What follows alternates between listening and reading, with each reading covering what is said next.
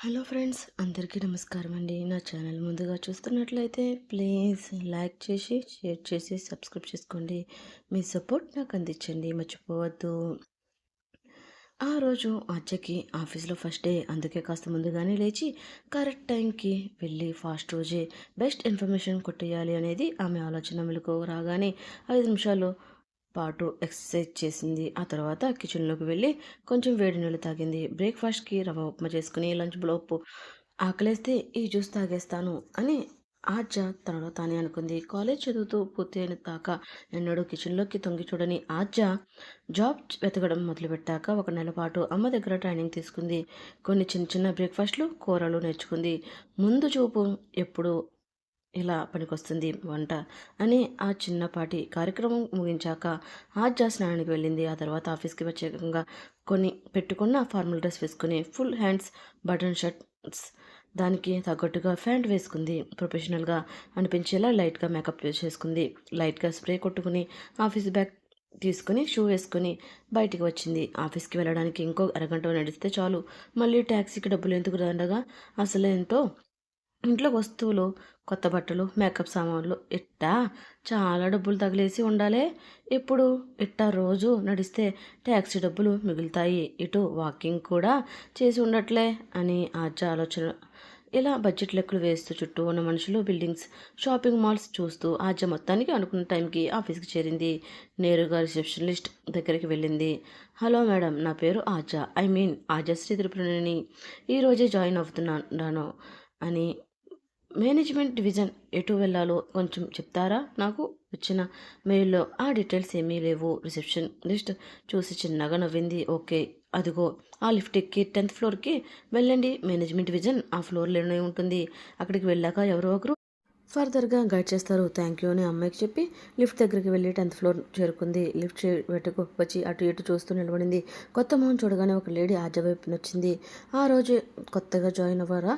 అవును, నా పేరు ఆద్యశ్రీ త్రిపురనేని, నన్ను మేనేజ్మెంట్ డివిజన్కి హైర్ చేసుకున్నారు. ఆద్య తన గురించి తాను పరిచయం చేసుకోగానే ఎందుకునో కానీ తెలియదు కానీ ఆ లేడీ ఎంప్లాయ్ మొహంలో రంగులు మారిపోయాయి. అది చూసి ఆద్య మనసు చిగుక్కుమంది. ఎందుకో కానీ ఆ అమ్మాయికి నేను నచ్చలేదు. తను అలా మనుషులు అనుకుంది కానీ పైకి మాత్రం ఏమీ మాట్లాడలేదు. లేడీ కూడా తన ఫీలింగ్స్ దాచేసి ప్రొఫెషనల్గా మాట్లాడడానికి ట్రై చేసింది. కానీ ముందు కాస్త కాటువుగా పలికింది. నన్ను ఫాలో అని చెప్పేసి అలా చెప్పేస్తూ గబగబా ముందుకు వెళ్ళిపోయింది. ఆద్య తనని ఫాలో అయ్యింది. అక్కడ వర్క్ చేసుకుంటున్న వాళ్ళంతా తలెత్తి చూస్తున్నారు. కొత్త వాళ్ళు వస్తే అలా క్యూరియాసిటీగా చూడడం ఈ ఆఫీసులోనే కాదు, ఏ ఆఫీస్లో అయినా కామనే కదా. కొందరికి చూసి ఊరుకుంటున్నారు, కొంతమంది గుసగుసలాడుకుంటూ ఉన్నారు. వాళ్ళ చూపుల్ని, వాళ్ళ గుసగుసలు దాటుకుంటూ ఆద్య కామ్గా సీనియర్ ఎంప్లాయీని ఫాలో అయ్యింది. అలా వెళుతూ ఆవిడ ఒక డెస్క్ దగ్గర ఆగింది. పక్క డెస్క్లో ఉన్న మరో అమ్మాయిని పిలిచింది. ఆ అమ్మాయి ఆవిడంత సీనియర్లా లేదు. కర్లీ హెయిర్తో మోడరేటర్కి ట్రెడిషన్ కలబోసి ఉంది. కావ్య తను ఎంప్లాయ్. ఆద్య ఇప్పుడు తను చేయవలసింది డ్యూటీలో ఏమిటో కాస్త ఎక్స్ప్లెయిన్ చెయ్యి. సీనియర్ ఎంప్లాయ్ ఆద్యకి ఆర్డర్ పాస్ చేసినట్లుగా చెప్పింది. అక్కడి నుంచి వెళ్ళిపోయింది. ఆద్య కావ్యకి ఎదురుగా ఉన్న సీట్లో కూర్చుంది. I'm Aadya, nice to meet you. Aadya నవ్వుతూ కావ్యకి చేయి అందించింది. ఏమో కానీ ఆ అమ్మాయి కూడా ఈ సీనియర్ లాగే దిక్కు చూస్తుందేమో అని మనసులో అనుకుంది. కానీ కావ్య ఆద్యని అలా ఫ్రెండ్షిప్గా రిసీవ్ చేసుకుంది. సెకండ్ ఇచ్చి చిన్నగా తల ఊపింది. Hi, I am Kavya, nice to meet you two. ఇందాక నేను తీసుకొచ్చింది తన పేరు లావణ్య. తను కొంచెం తేడాలే. ఈ డివిజన్లో తనంటే ఎవరికైనా ఇష్టం ఉండదు. సో నువ్వు కూడా ఆమెను పట్టించుకోవాల్సిన అవసరం లేదు. బై ద వే, నువ్వు ఏమేం పనులు చేయాలో నేను చెప్తాను. వీలైతే లంచ్లో ఆఫీస్ చుట్టూ తిరుగుదాం, అప్పుడు నీకు అర్థమవుతుంది అని కావ్య అంత ఉత్సాహంగా మాట్లాడుతూ ఉంటే ఆద్యకి చాలా రిలీఫ్గా అనిపించింది. నవ్వుతూ థ్యాంక్స్ చెప్పింది. తను చూడ్డానికి మోడర్న్గా ఉన్నట్లున్నా చాలా ఫ్రెండ్లీ అనిపించింది. చాలా థ్యాంక్స్ దేవుడా, ఫస్ట్ డేనే నా కోసం ఒక మంచి కొలిక్ని పంపించావు అని కనబడిన దేవుడికి మనసులోనే మొక్కుకుంది. ఆ మరుక్షణమే కావ్య పనిలోకి దిగిపోయింది. కంపెనీ ఎలా పనిచేస్తుంది, ఏమేం పనులు చేస్తుంది, ఎలాంటివి ఆద్యకి ఎక్స్ప్లెయిన్ చేస్తూ పోయింది. కంపెనీలో ఏ డివిజన్లు ఉన్నాయి, మేనేజ్మెంట్ డివిజన్లో ఎవరెవరిని గురించి తెలుసుకోవాలి, అలాగే ఆద్యకి ఏమేం పనులు చేయాలి, ఎలా చేయాలి, ఇలా అన్ని డీటెయిల్స్గా చెప్పింది. ఆద్య తెలివైనది కావడంతో కావ్య ఎన్ని విషయాలు ఒకేసారి చెప్పిన వెంటనే గ్రాస్ చేసేసి పనుల్లోకి దిగేసింది. ఆ తర్వాత కొన్ని గంటల వరకు ఆఫీస్గా గడిచిపోయింది. చివరికి లంచ్ బ్రేక్ వచ్చింది. లంచ్ టైం అయింది. పద అజ్జ, నిన్ను మన కెఫ్టేరియాకు తీసుకువెళ్తాను.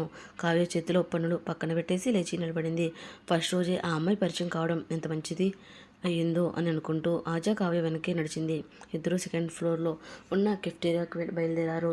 కావ్య ఏదో ఒకటి మాట్లాడుతూనే ఉంది. లిఫ్ట్ దగ్గర జనాలు గుంపు గుంపులుగా రాకుండా డివిజన్కి మధ్య 10 నిమిషాలకి లంచ్ బ్రేక్ ఇస్తారు.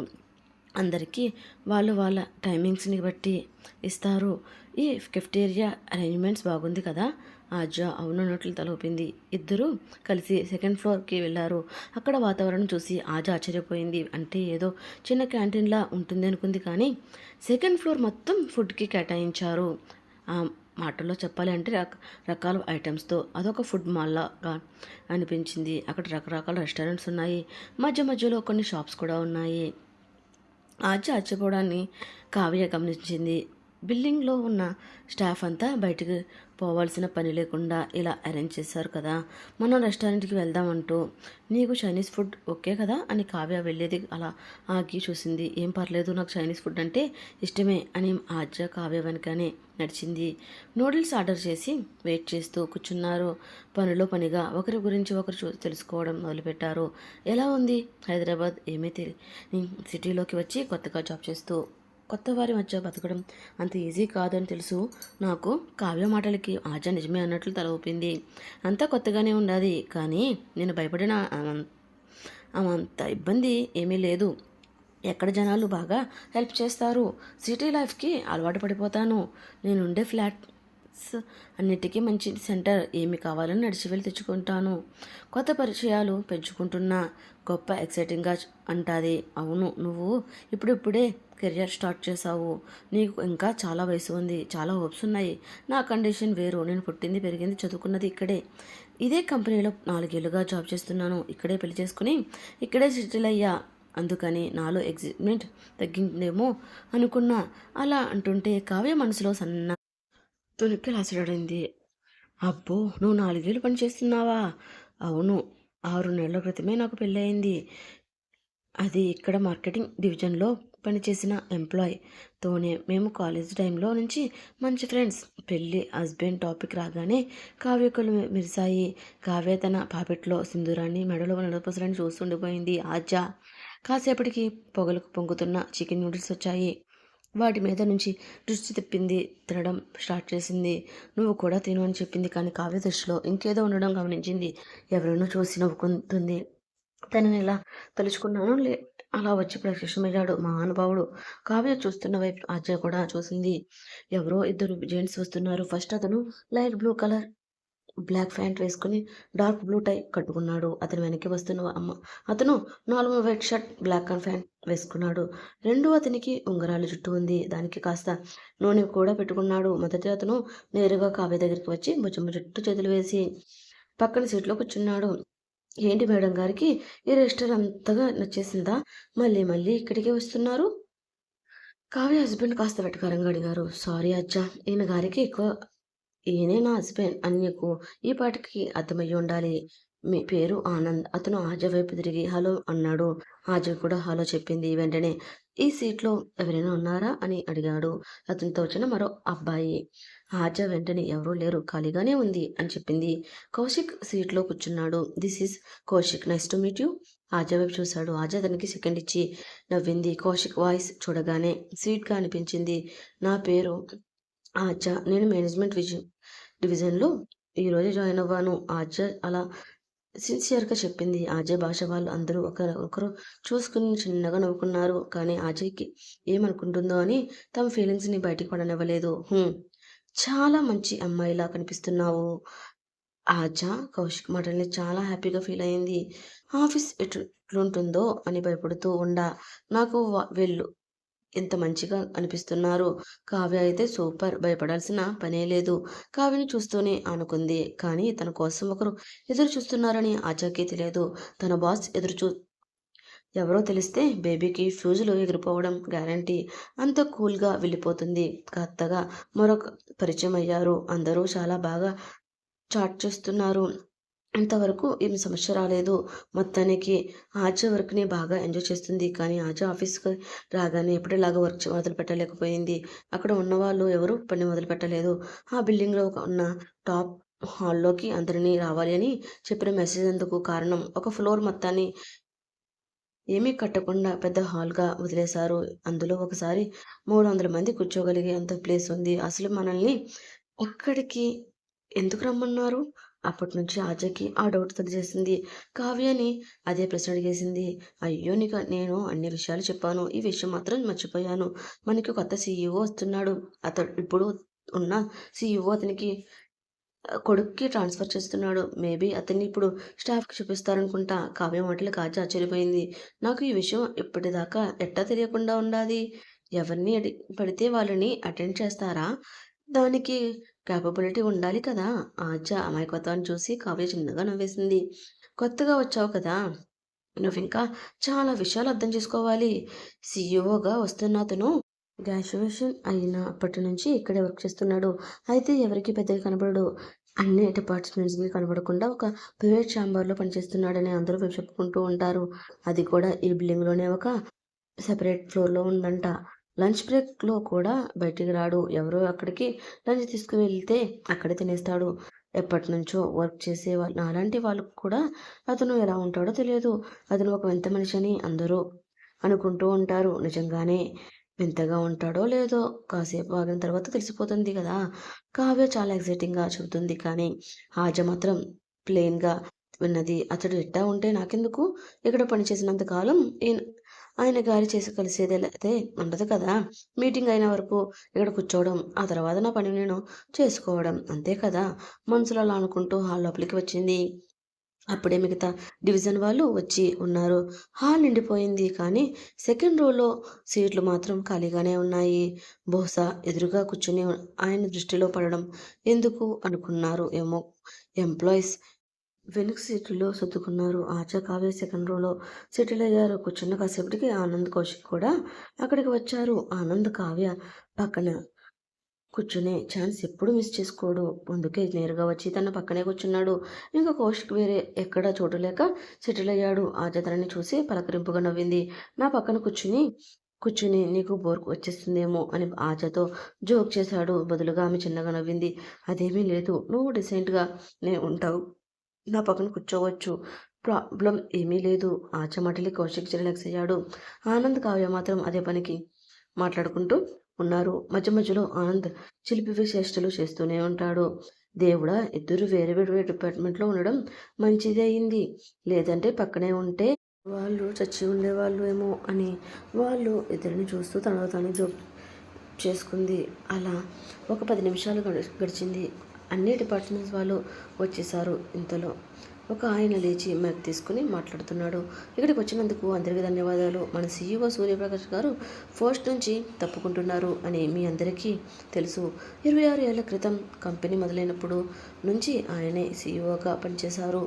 ఈ ప్రయాణంలో అతను ఎదుర్కొన్న అనుభవాలు, ఆలోచనలు మనతో పంచుకోవాల్సిందిగా సూర్యప్రకాష్ గారిని కోరుతున్నాం అని అనగానే తల పరిసిన ఒక పెద్ద ఆయన లేచి మైక్ దగ్గరికి వచ్చి నిలబడ్డాడు. గొంతు సవరించుకుని మాట్లాడడం మొదలుపెట్టాడు. ఎన్నేళ్లుగా మనకు కంపెనీ అభివృద్ధికి సహకరించిన మీ అందరికీ పేరు పేరున థ్యాంక్స్ చెప్తున్నాను.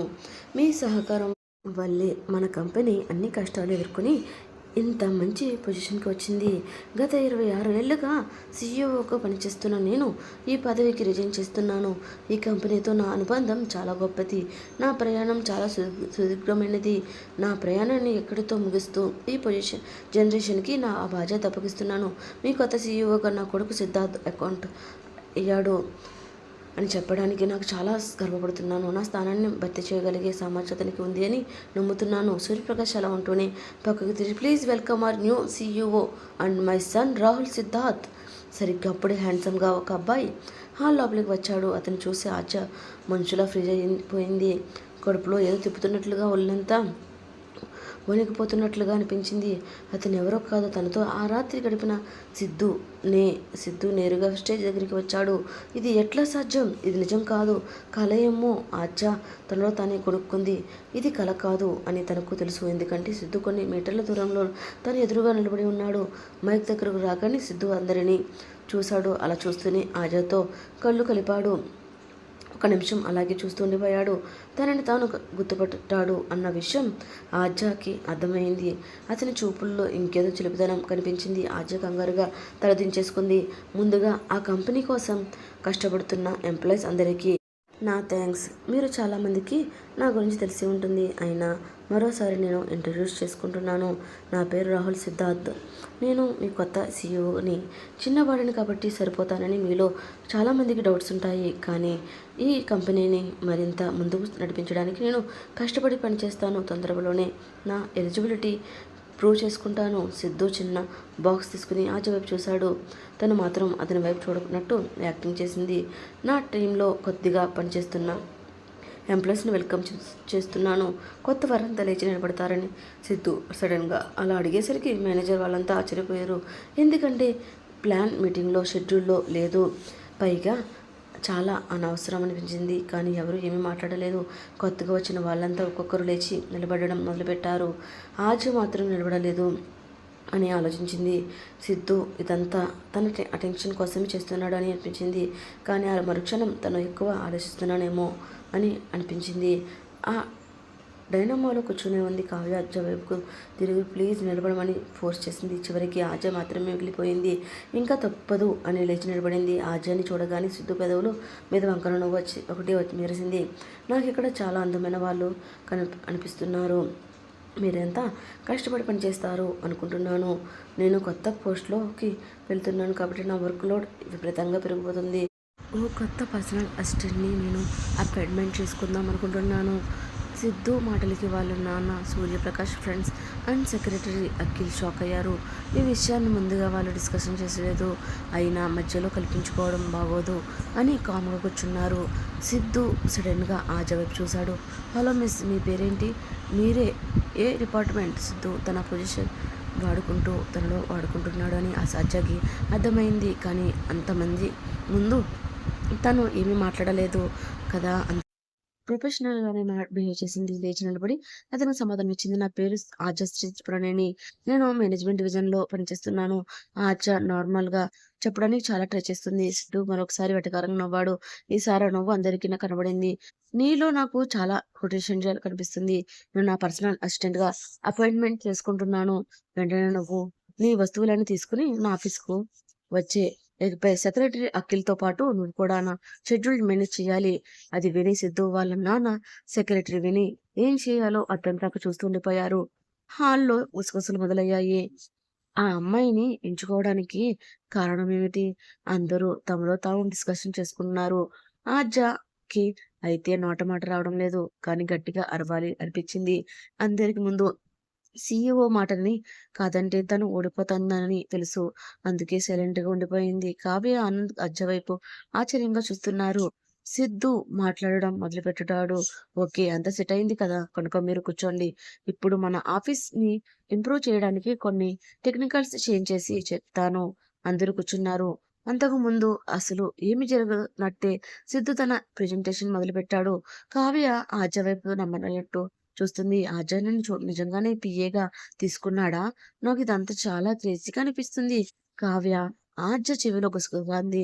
ఆర్య ఏమీ మాట్లాడలేక కానీ సిద్ధు ఇలా ఎందుకు చేశాడో తనకి బాగా తెలుసు. దేవుడా నాకు హెల్ప్ చే అని మనసులోనే దేవుడిని వేడుకుంది.